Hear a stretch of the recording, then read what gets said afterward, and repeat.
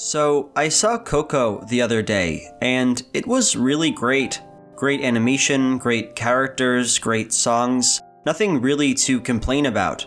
So, what I'm going to do is, instead of taking this time to revel in something's goodness, I'm just gonna whine about Pixar for a few minutes. Let me just come out with it, I guess.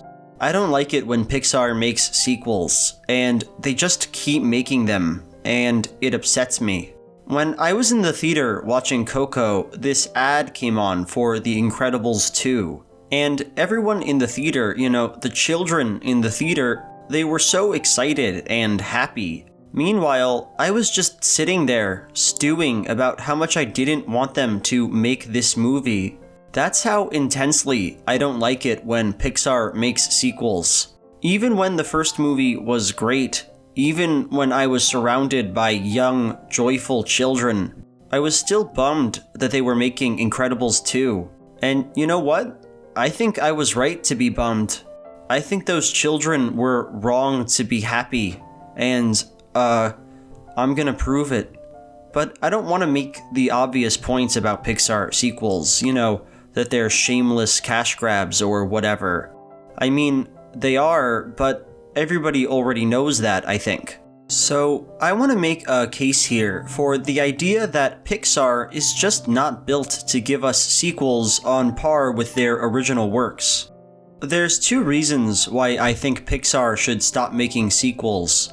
Reasons that make it so that even when the movies are good, I would still prefer that the studio didn't spend creative resources on their production. The first reason is almost embarrassingly simple. Pixar sequels just aren't as fun to look at as original Pixar movies are. Part of what makes animation so interesting to me is that every aspect of its appearance is a conscious and creative choice. It's the animator's job to create something from nothing, a blank computer screen or a page. They're like gods, really. But this presents a problem for sequels. Because the second you decide that your new animated movie takes place in the same world and with the same characters as one that you already made, you're essentially closing off a world of creative decisions. The settings and characters in Finding Dory don't look the way they do because that's what the artists saw as the best way to convey the mood in that film. They look that way because that's how Finding Nemo looked. It's as simple as that, and it's just not as cool to me. Another way of putting this point is by asking the question, what brings more new aesthetic stuff to the table? Brave or Monsters University? What brings more, WALL-E or Toy Story 2? But you might be thinking to yourself, maybe Pixar sequels aren't as aesthetically original as their new content is.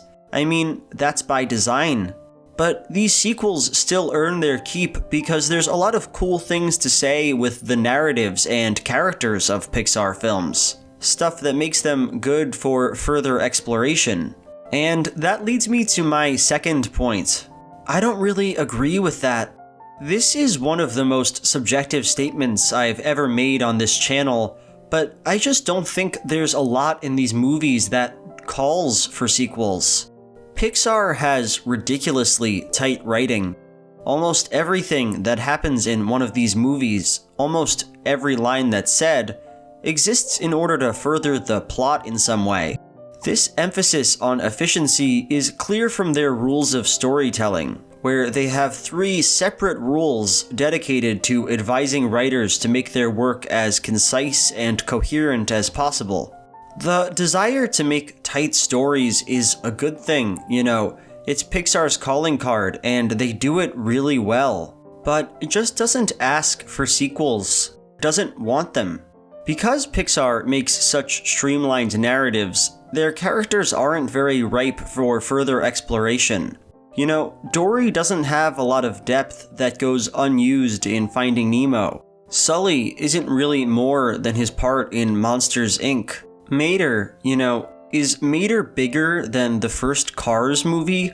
I never leak. Not really. And yeah, in the sequel films, more happens to these characters. They grow in different ways and face new conflicts. But none of those things feel necessary, because I already totally got the characters from the movie that was already made about them. I'm not saying here that a Pixar sequel can't be good. Toy Story 2 is good. Toy Story 3 is pretty good. What I am saying is that Pixar sequels have two strikes going against them from day one. When one of these movies is gonna be made, I know that it'll be an aesthetic rehash of a film that already exists. And I know that it's going to explore a character that doesn't need further exploration. For these reasons, I don't really care how good a Pixar sequel is. I mean, I do care, I'm not a monster, but I just don't want to see more of them. Incredibles 2 is coming out next year, and I'm sure it'll be good and all. But do you want to know what I'd rather see? Anything else. You know, a sky man with some sky plans. A lonely woman who just loves eating turtles. The mafia, but with bread. Really, the sky's the limit on this one. Anyway, that's all I had to say about this. I have another more substantial video coming out next Friday, so like, comment, and subscribe, and I'll see you then.